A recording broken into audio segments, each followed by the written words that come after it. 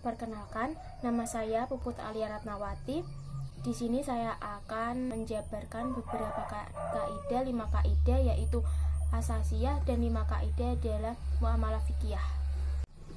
Kaidah pertama, al-umuru bil maqasidiyu. Segala perkara tergantung kepada tujuan. Maksud dari kaidah ini adalah setiap urusan dinilai berbeda berdasarkan tujuan atau niat. Maka setiap perbuatan sangat bergantung kepada apa yang diniatkan. Para ulama sepakat bahwa suatu perbuatan yang telah diniatkan tetapi tidak dapat dilaksanakan karena suatu kesukaran, ia tetap diberi ganjaran.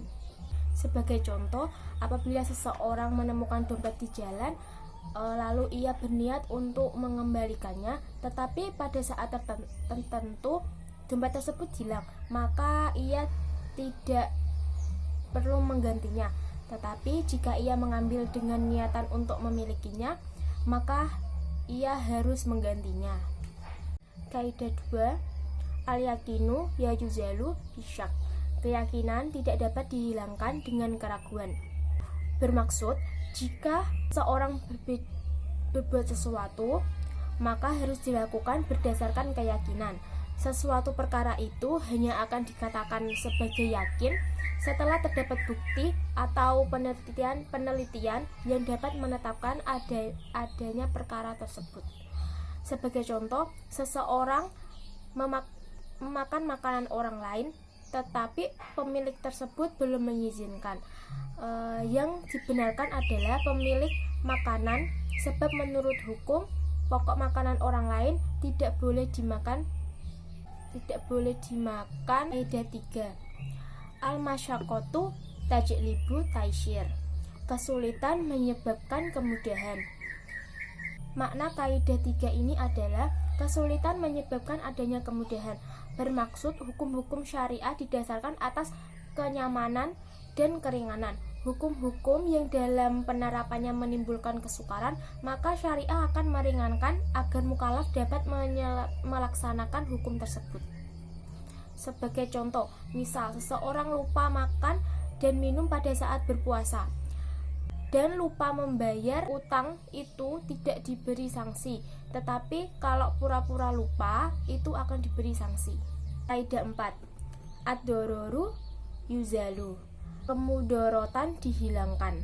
Menurut para ulama dari mazhab Maliki, doror adalah mengkhawatirkan diri dari kematian berdasarkan keyakinan. Doror adalah posisi seseorang pada sebuah batas. Kalau ia mengkonsumsi sesuatu yang dilarang, maka ia akan binasa. Sebagai contoh, jika seseorang meminjam uang dengan kadar tertentu, kemudian uang tersebut tidak berlari lagi karena penggantian uang, maka orang tersebut wajib mengembalikannya sesuai dengan uang yang dipinjam tersebut. Kaidah 5, al-adatu muhakamatu. Adat kebiasaan ditetapkan sebagai hukum. Kaidah ini mengisyaratkan adat dapat dijadikan sebagai dasar dalam menetapkan hukum Islam ketika nas itu tidak ada. Adat itu tidak tetap dan selalu mengalami perubahan tergantung zaman dan lingkungan masyarakat tersebut. Sebagai contoh, bank berhak dalam akad murabahah menambahkan biaya yang telah dikenal dan telah dilakukan oleh para pedagang penambahannya pada harga, seperti biaya penyimpanan dan lain-lain. Bab selanjutnya yaitu qawaid fikih muamalah. Kaidah pertama yaitu al-aslu fil muamalati ila bahati ila an yadulla dalil ala tahrimiha. Pada dasarnya, semua muamalah boleh dilakukan terkecuali ada dalil yang mengharamkannya. Kaidah ini merupakan bagian dari kaidah asasiyah, yaitu keyakinan tidak dapat dihindarkan dengan keraguan. Maka setiap muslim diberi kebebasan untuk melakukan aktivitas ekonomi selama tidak mengandung unsur terlarang. Yang dimaksud dengan unsur terlarang seperti kezaliman, goror, riba, suap, perjudian, dan lain-lain.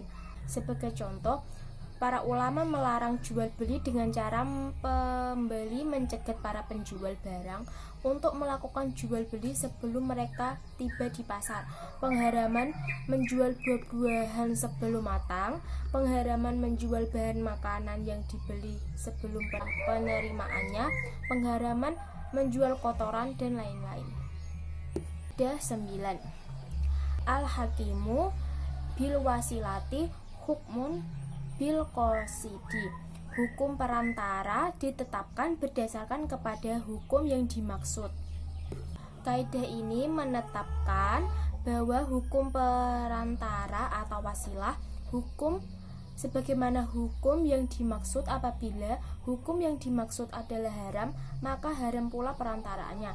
Sebagai contoh, utang piutang, baik pembayarannya dengan satu kali pembayaran pada ketika jatuh tempo atau bisa juga kredit adalah muamalah yang diperbolehkan. Sedangkan hukum riba adalah haram apabila pemberi uang meminta keuntungan dari utang 10%, maka itu disebut riba. Kaidah 10. La yatimut tabarru'u ila bil qobdi. Tidaklah sempurna akad tabaruk kecuali setelah diserahkan atau sebelum diminta sudah diberi. Tabaruk merupakan pemberian keredoan seseorang kepada orang lain tanpa ganti rugi yang mengakibatkan perpindahan kepemilikan harta itu dari pembeli kepada yang diberi. Akad tabaruk tidak sempurna jika harta atau benda tidak diserahkan kepada lembaga yang mendapat bantuan. Apabila seseorang berjanji akan memberikan sesuatu harta kepada orang lain, tapi harta tersebut belum diserahkan, tidak bisa yang diberi menuntut kepada pengadilan agar memberi atau menyerahkan.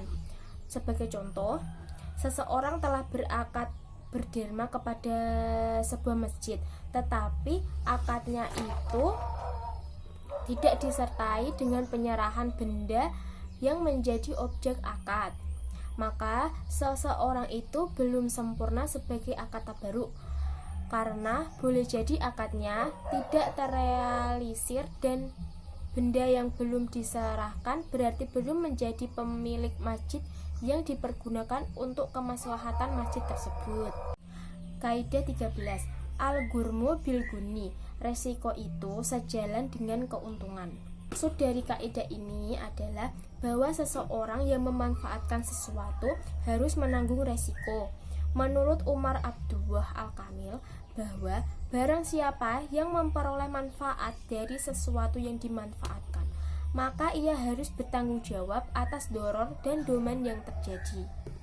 Apabila peminjam telah memegang barang pinjaman kemudian rusak, maka ia berkewajiban menjaminnya. Sebagai contoh, seseorang yang menerima barang gadaian harus memberikan bensin bila memegang barang gadai berupa kendaraan, sebab kendaraan itu kan mungkin bisa dihidupkan mesinnya tanpa diberi bensin, tapi kendaraan yang mesinnya tidak dihidupkan tidak mungkin dapat dijalankan. Kaidah 24. Kullu qardin jarra naf'an fihi riba haram. Setiap utang piutang yang mendatangkan manfaat atau bagi yang berpiutang adalah riba, yaitu haram. Kaidah fikih muamalah ini adalah bahwa semua bentuk utang piutang yang diambil manfaat oleh orang yang memberi utang adalah termasuk riba. Riba menurut fuqaha terbagi menjadi dua, yaitu riba jahiliyah seperti bunga atau bunga hutang dan sejenisnya, dan riba jual beli, yaitu terbagi menjadi dua, yaitu al-fadl dan riba nasi'ah. Riba fadl adalah tambahan pada salah satu dari dua barang ribawi yang sama jenis secara kontan. Riba nasi'ah yaitu Pengakhiran serah terima pada salah satu komoditi ribawi, yang satu ilatnya pada riba fadl atau penerimaan salah satu dari barang yang dibarter atau dijual secara tertunda dalam jual beli komoditi riba fadl. Demikian yang bisa saya sampaikan dari mulai qawaid fikih asasiyah kaidah pertama sampai 5, qawaid fikih muamalah kaidah 1, kaidah 9, kaidah 10, kaidah 13 serta kaidah 24. Semoga bisa dapat dipahami dan dimengerti. Wassalamualaikum warahmatullahi wabarakatuh.